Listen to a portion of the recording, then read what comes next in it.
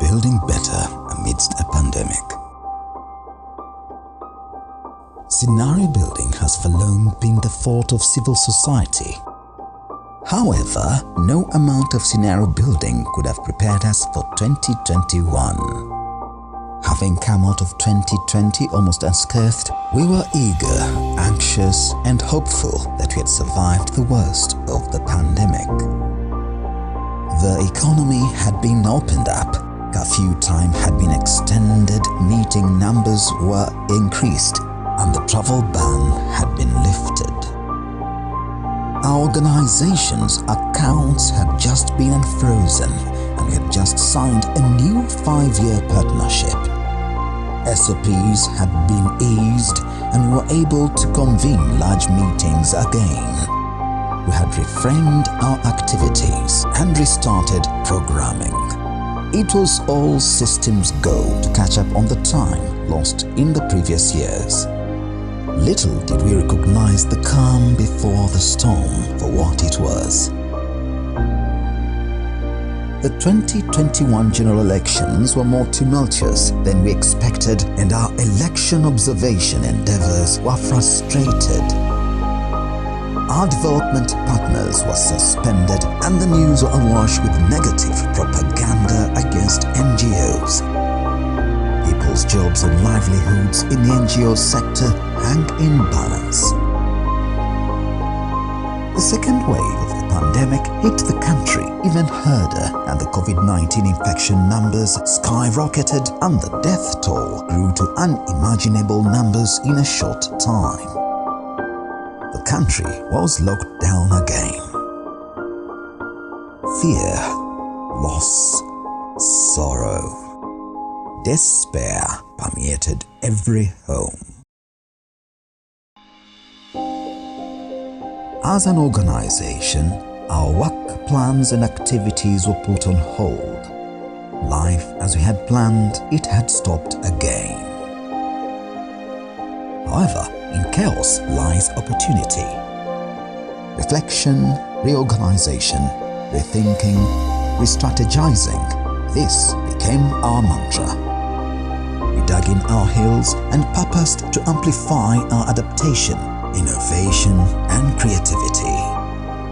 We intentionally focused on rebuilding and building better that which the pandemic had compromised. We hinged our endeavors on a four-pronged strategy: compliance and self-regulation, capacity building, letting citizens lead, partnerships and synergies. The legitimacy of our sub-national partners and members was high on our agenda because as fast responders in this pandemic, it was imperative that nothing disrupts their operations. Training of grassroots organizations, their community facilitators and the leadership of the districts they engaged with was non-negotiable. Local fundraising, mobilizing support, virtual security, external and internal communication, results-oriented and impact-focused reporting.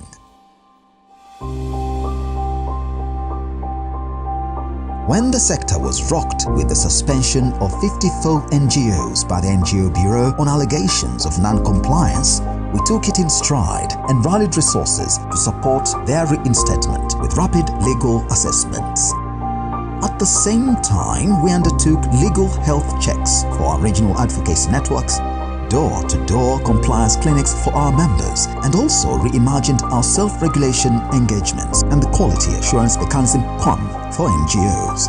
When it was clear we needed new direction and a clear strategy, we fast-tracked the finalization and launch of our 2021 to 2025 strategic plan. We also undertook a human resource review to ensure we had the right human resources to support our ambitious endeavors.